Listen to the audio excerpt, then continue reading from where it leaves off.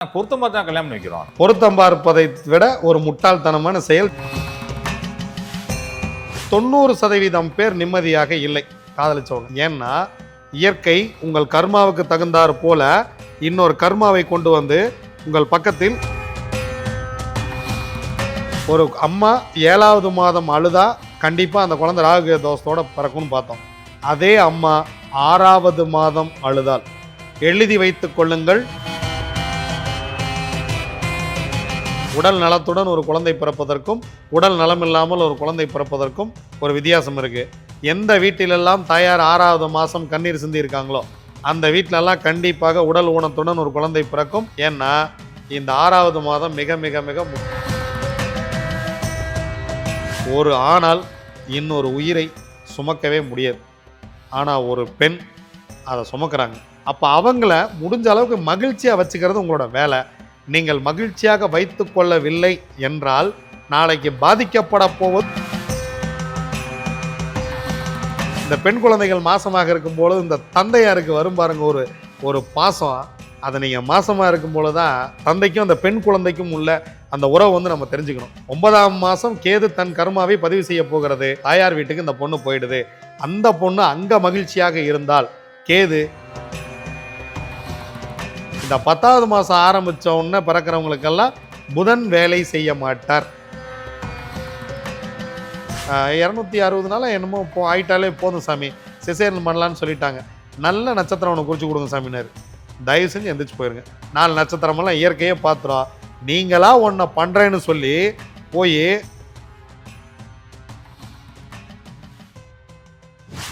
இப்படி சொல்றீங்க. பொருத்தமே பார்க்க தேவையில்லை, பார்க்க கூடாது.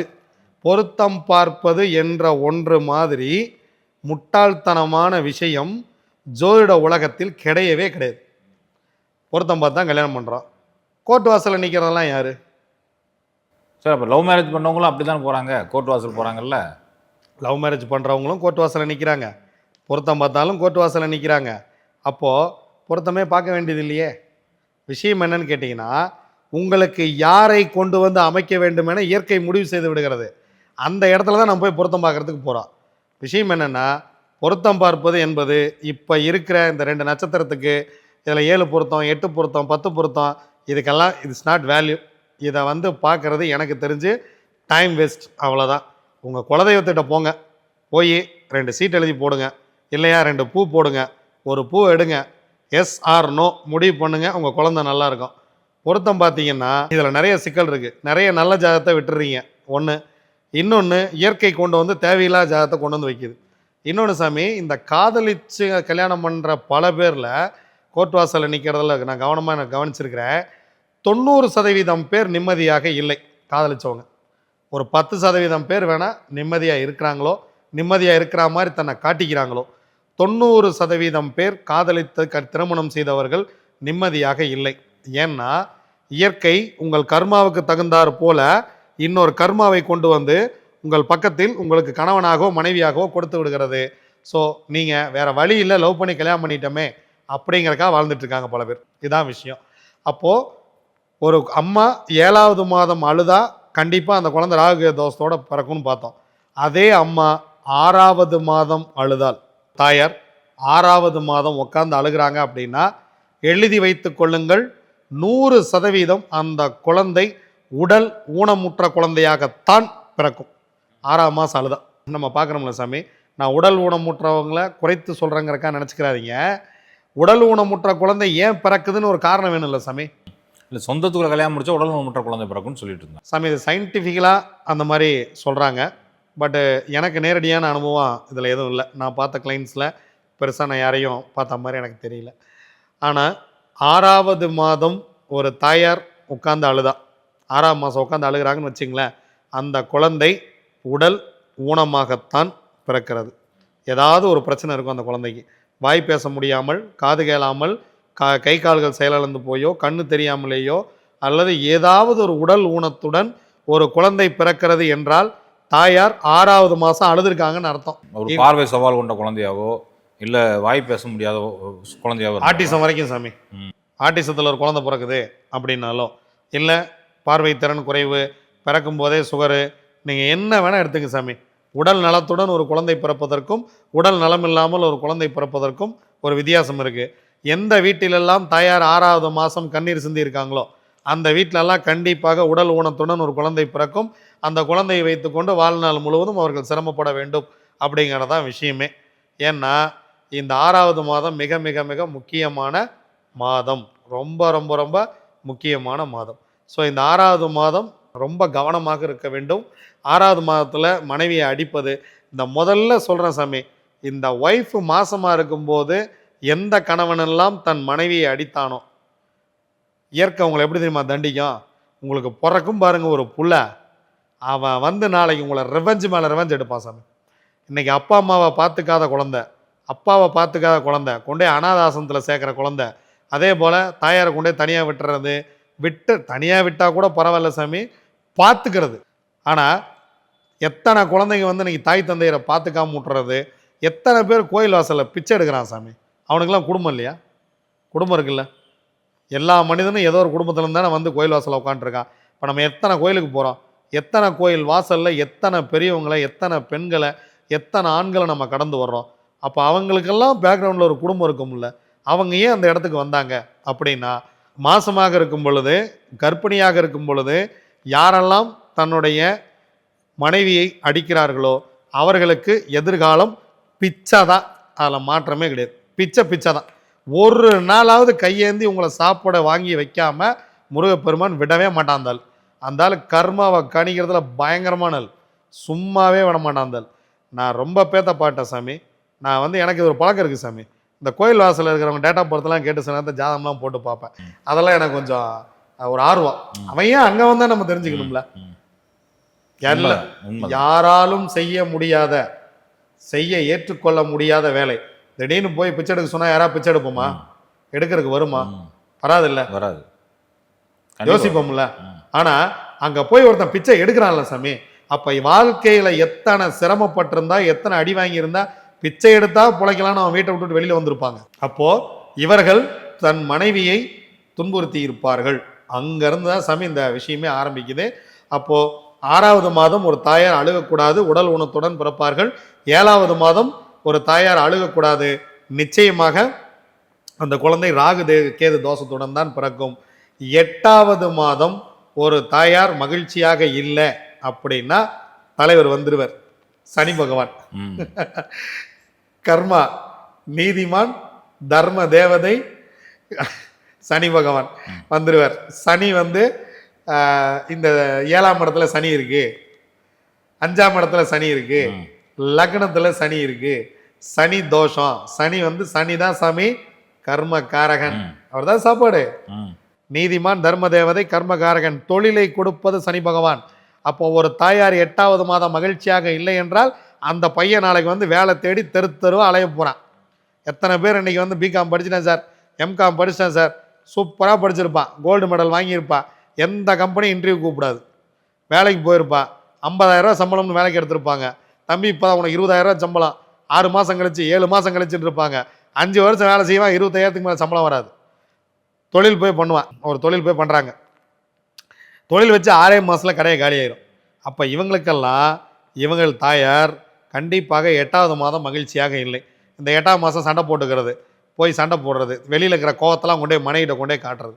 சாமி, ஒரு சாராருக்காக நம்ம இதை பேசலை, நம்ம பெண்களுக்காகவும் பேசலை, ஆண்களுக்காகவும் பேசலை.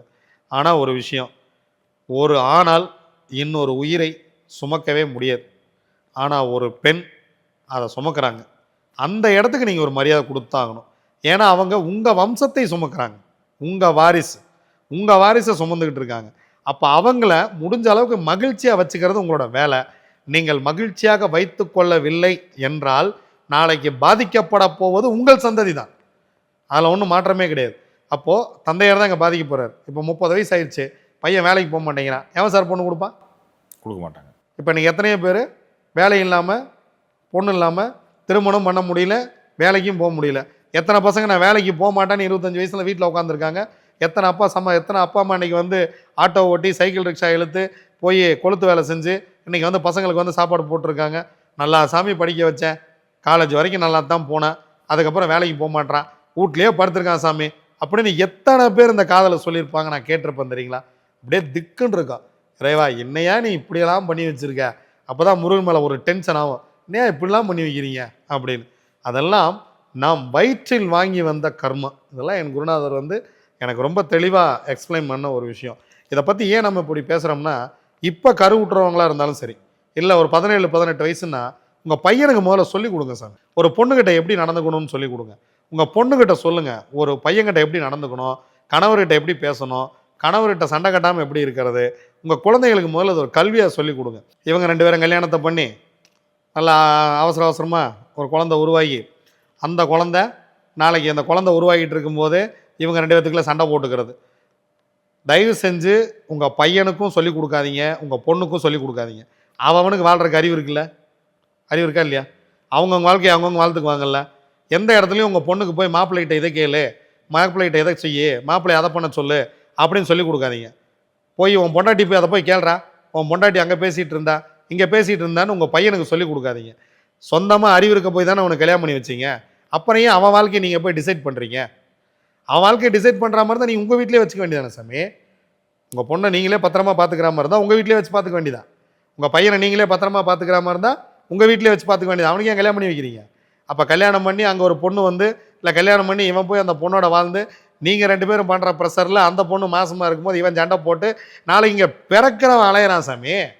நீங்கள் இப்போ சண்டை போடுறது உங்கள் வாரிசுகளோட. பிறக்க போகிறவன் என்ன பாவம் பண்ணா? நாளைக்கு அவன் வந்து இங்கே 8ஆம் மாதத்தில் உங்கள் பையனும் உங்கள் மருமகளும் சண்டை போட்டு நாளைக்கு அவன் இங்கே வேலை இல்லாமல் ரோட்டில் சுற்றுவான். போய் தொழில் பண்ணலான்னு ஒருத்தர் நம்பி 10 லட்ச ரூபா கொடுத்துருப்பான், அவன் தூக்கிட்டு ஓடிப்பான். ஃபாரினுக்கு போகிறேன்னு சொல்லி பணம் கட்டியிருப்பான். 15 லட்சம். எத்தனை கேள்வி போடுறேன் சாமி. நான் சிங்கப்பூரில் வேலை வாங்கி தரேன், மலேசியாவில் வேலை வாங்கி தரேன், லண்டனில் வேலை வாங்கி தரேன், எனக்கு வந்து துபாயில் எங்கள் மச்சானை தெரியும் அப்படின்னு சொல்லி எத்தனை பேர் பணத்தை வாங்கிட்டு ஏமாற்றிருக்கா. நான் கவர்மெண்ட்டில் வேலை வாங்கி தரேன், அந்த மினிஸ்டர் வந்து எனக்கு 1 விட்ட அக்காவோட 2வது தம்பியோட 3வது சித்தப்பா பையன் அப்படின்லாம் சொல்கிறாங்க இல்லையா. அப்படி எத்தனை பேர்த்தை ஏமாற்றிடுறாங்க. வேலை நிமித்தமாக யாரை ஏமாற்றி இருந்தாலும் 8வது மாதம் தாயார் மகிழ்ச்சியாக இல்லை. 9வது மாதம் தாய் வழி மூதாதையர்கள். அதனால சார் வீட்டுக்கு அனுப்பிச்சுட்றோம். எங்கன்னா தாயார் வீட்டுக்கு அனுப்பிச்சுட்றோம். 7ஆம் மாதம் இங்கே வளைகாப்பு வச்சுட்டோம், 8ஆம் மாதம் அங்கே தாயார் வீட்டுக்கு போயிடுறாங்க, 9ஆம் மாதம் அங்கே இருக்காங்க. கேது தன் வேலையை அங்கே செய்ய போகிறார். தாய் வழி மூதாதையர்கள். அந்த வீட்டில் தாய் மாமன் இருப்பாரா? தாய் மாமன்கிட்ட பேசிக்குவாங்க. என்ன பேசிக்குவாங்க? பிள்ளையா பிறந்தா ஓம் பையனுக்கு தாண்டா கொடுப்பேன் அப்படிலாம் பேசிக்குவாங்க. அந்த மாமன் வந்து சொல்லுவான், அடே மாப்பிள்ள வயிற்றுக்குள்ள என்ன பண்ணுற அப்படிலாம் பேசிகிட்டு இருப்பாங்க. ஏன்னா இந்த பொண்ணு ஒரு 7-8 மாதம் கழிச்சு வீட்டுக்கு வந்திருக்கு இல்லையா. அவங்க வந்து நல்லா சமைச்சு போட்டு நல்லா சாப்பிட்றதுக்கு வேணுங்கிறதெல்லாம், இதை சாப்பிடுதாயி அதை சாப்பிடுதாயி, நான் அதை வேணுமா இதை வேணுமா. ஏன்னா இந்த பெண் குழந்தைகள் மாசமாக இருக்கும்போது இந்த தந்தையாருக்கு வரும் பாருங்க ஒரு பாசம். அதை நீங்கள் மாசமாக இருக்கும்போது தான் அந்த தந்தைக்கும் அந்த பெண் குழந்தைக்கும் உள்ள அந்த உறவை வந்து நம்ம தெரிஞ்சுக்கணும். அதனால தான் தமிழ் இந்த பிளானே பண்ணான். 9ஆம் மாதம் கேது தன் கர்மாவை பதிவு செய்ய போகிறது. கேது தாய் வழி மூதாதையர்கள். அப்போ தாய் வழி மூதாதையர்கள் தாயார் வீட்டுக்கு இந்த பொண்ணு போயிடுது. அந்த பொண்ணு அங்கே மகிழ்ச்சியாக இருந்தால் கேது பிரச்சனை பண்ணாது. ஒரு சிலர் கேது அவயோகியாக வந்துடும், கேது முடக்காதிபதியாக வரும். கேது தான் சாமி ஞானம், ஞானக்காரனே அவர் தானே. கேது தான் ஞானம். அப்போது 9வது மாதம் இது சரியாக இயங்கும் பொழுது, அந்த குழந்தை மகிழ்ச்சியாக இருக்கும் பொழுது, அந்த குழந்தை வெளியில் வந்து ஞானத்துடன் பிறக்கிறது. நீங்கள் வந்து பெருசாக வந்து ரிஸ்க் எடுக்கவே வேண்டியதில்லை. ஒரு விஷயத்த சொன்னால் கற்பூரம் மாதிரி பிடிச்சிருவான் பையன், அப்படியே டக்குன்னு அப்படி பிடிச்சிக்குவாங்க. நீங்கள் வந்து நீட் தேர்வு எழுதினோடனே ஃபஸ்ட் அட்டம்ப்டில் அந்த குழந்தை பாஸ் பண்ணிடும். இதுதான் விஷயம். 10வது மாதம் இது ரொம்ப ரொம்ப முக்கியம். பல பேர் இந்த மாதத்தை முழுதாக அனுபவிக்கிறதே இல்லை. ஏன் அப்படின்னா, ஒரு சில 10ஆம் மாதம் முடிஞ்சு பிறப்பாங்க, ஒரு சிலர் 10ஆம் மாதம் ஆரம்பித்தோடனே பிறந்துருவாங்க. இந்த 10வது மாதம் ஆரம்பித்த உடனே பிறக்கிறவங்களுக்கெல்லாம் புதன் வேலை செய்ய மாட்டார். ஏன்னா 10ஆம் மாதம் புதன் தான் கல்வி. ஆயக்கலைகள் 64ம் ராஜ யோகத்தை தரக்கூடிய கிரகம் புதன். அப்போ இந்த புதன் 10வது மாதம் தன் தாயார் மீது தந்த குழந்தை மீது ஆதிக்கம் செலுத்துகிறது. அப்போ 10வது மாதம் கழித்து பிறந்தவங்களெல்லாம் பாருங்கள், நல்லா படித்து ஒரு சிஇஓ இருப்பாங்க, ஒரு லெக்சரராக இருப்பாங்க, சொல்லி கொடுக்குற இடத்துல இருப்பாங்க. ராஜயோகத்தை கொடுக்கும் அந்த புதன் நல்லபடியாக இருக்கும். 10வது மாதம் ஒரு குறிப்பிட்ட நாள், அதாவது ஒரு 15-20 நாள் கடந்துட்டாலே தாய் மாமனுக்கு நல்ல ஒரு விஷயத்தை கொடுத்துரும். இந்த 9வது மாதம் பிறக்கிற குழந்தை பாருங்கள், கொடி சுற்றி பிறந்துடும். தாய் மாமனுக்கு ஆகாதும்பா. நம்மால் கொடி சுற்றி பிறந்தா தாய் மாமனுக்கு ஆகாது. ஏன்? புதனை சந்திக்காமலேயே இந்த குழந்தை பிறந்து விட்டது. தாய் மாமன் கண்டிப்பாக பிரச்சனையில் இருக்க போகிறான். அப்படின்னு தான் சொல்கிறாங்க. எல்லாத்துக்கும் தமிழில் சொல்யூஷன் வச்சுருக்கான் சாமி. நான் முப்பாட்டை ஒன்றும் சாதாரணப்பட்ட ஆள் கிடையாது.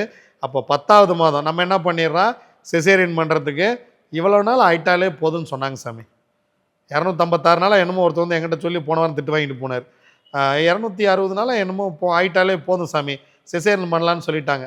நல்ல நட்சத்திரம் ஒன்று குறித்து கொடுங்க சாமினார். தயவு செஞ்சு எந்திரிச்சு போயிருங்க. நான் குறிக்கிறது இல்லை. நான் என் கிளைண்ட் எல்லார்ட்டையுமே சொல்லுவேன், தயவு செய்து பொருத்தம் பார்க்குறதுக்கு சிசேரியனுக்கு 2க்கு மட்டும் டைம் கேட்காதீங்க. அதை வந்து நம்ம பண்ணுறதே கிடையாது. அதுக்காக நம்மளை தொடர்பு கொள்ள வேண்டாம். இது ரொம்ப ரொம்ப முக்கியமான விஷயம் சாமி. ஒரு குழந்தை இயற்கையாக உருவாகி இயற்கையாக பிறப்பதற்கு இயற்கையே வழிவகை செய்யும். அதுவே எல்லா ரூட்டையும் போட்டு வச்சுருக்கு. நீங்கள் போய் அதில் எதுவும் கெடுக்காமல் இருந்தால் சரி.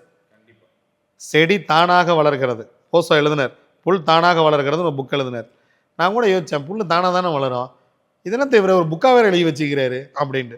அந்த புக்கை படிக்க தான் அந்த புல் எப்படி தானாக வளர்கிறதுன்னு அதில் எழுந்தார் மனுஷன். புல் தானாகத்தான் வளருது, மனுஷன் போய் டிஸ்டர்ப் பண்ணாமல் இருந்தால் சரி. அதே போல் உங்கள் குழந்தை இயற்கையாகவே அது பாட்டுக்கு தானாக வளர்ந்து அதுக்கு வேணுங்கிறதெல்லாம் பண்ணி அந்த குழந்தை இயற்கை அதுவே வெளியே தள்ளிடும். உங்களுக்கு எல்லா பேக்கேஜையும் வச்சு அந்த குழந்தை நீ போயிட்டு வாப்பா, இந்த பூமிக்கு வந்துட்ட, 4 நட்சத்திரமெல்லாம் இயற்கையே பார்த்துரும். நீங்களா ஒன்றை பண்ணுறேன்னு சொல்லி போய் சொந்த காசில் சூனியம் வைக்காமல் இருந்தீங்கன்னா ரொம்ப ரொம்ப மகிழ்ச்சியான ஒரு விஷயமே. நிச்சயமா. சரி, இப்போ இந்த ராகு தோஷத்துக்கு என்னதான் பரிகாரம் சாமி? ராகு தோஷத்துக்கு நம்ம கோயில் தான் கொடுக்குறோம். ஆமாம், நம்மளுக்கு பார்த்து தான் கொடுக்கணும். ஆமாம், அதை வந்து ஜாதகம் பார்த்து தான் நம்ம வந்து கொடுக்குறோம். ஸோ இதில் வந்து என்னென்னா, ராகுக்கு தோஷமாகி ஒருவேளை திருமணம் தடைப்பட்டுக்கிட்டு இருந்தாலோ அல்லது செவ்வாய் பற்றி நம்ம பேசவே இல்லை, நம்ம அடுத்து செவ்வாய் கண்டென்ட்டே நான் சொல்லிடுறேன். வேறு ஏதாவது தொழில் ரீதியாக என்ன பிரச்சனை இருந்தாலும் சரி, இல்லை வந்து தொழில் அமையலை அதனால் திருமணம் அமையலை அப்படின்னாலும் சரி, ஸோ அவங்கள காண்டாக்ட் பண்ணுறவங்களுக்கு நம்ம வந்து ஆன்லைனில் ஜாதகம் பார்த்து சொல்லிடுறேன் சாமி. நேரில் கொஞ்சம் எல்லாம் நிறைய புக் ஆயிடுச்சு, நிறைய உங்கள் கமெண்ட்லேயும் பார்த்துருப்பீங்க. நம்ம சேனலில் கழுவி ஊற்றுறாங்க, அப்புறம் நம்ம பார்க்குறோம், ஃபோன் எடுக்க மாட்டேறீங்க அப்படின்ட்டு. இப்போ நேரில் அப்பாயின்மெண்ட் கொஞ்சம் கம்மியாக இருக்குது சாமி. அதனால் என்ன பண்ணிடலான் இருக்கேன்னா, கொஞ்சம் டைம் ஒதுக்கி மாலை நேரங்களில் கொஞ்சம் ஆன்லைனில் அவசரமாக இருக்கிறவங்களுக்கு பேசி அனுப்பிடலாம் அப்படிங்கிறவங்கள. உங்களையும் நிறைய பேர் போட்டு டார்ச்சர் பண்ணுறாங்க. மெயிலில் நிறைய மெயில் வந்திருக்கு, நிறைய மெசேஜ் வந்திருக்கு. அந்த மாதிரி இருக்கிறவங்க ஜாதகத்தை வந்து வாட்ஸ்அப்பில் அனுப்பிச்சி விடுங்க. அவங்களுக்கு வந்து நம்ம வாட்ஸ்அப்பில் பேசி அனுப்பிச்சிடலாம். கேள்வி பதில்கள் இருந்தால் வாட்ஸ்அப்பில் சொல்லிடலாம் சாமி. அது கொஞ்சம் ஈஸியாக இருக்கும். நைட்டு கொஞ்சம் முன்ன பொண்ணை கூட உட்காந்து அதை வந்து பண்ணிடலாம் சாமி. நம்ம அடுத்து வந்து செவ்வாய் கண்டென்ட்டோட சந்திப்போம் சாமி. நிச்சயமா சாமி. ரொம்ப ரொம்ப நன்றி சாமி. உங்கள் பொண்ணா நேரத்தை செலவழித்து வந்து சொன்னதுக்கு ரொம்ப ரொம்ப நன்றி. சுகமே சொல்லுங்க சாமி.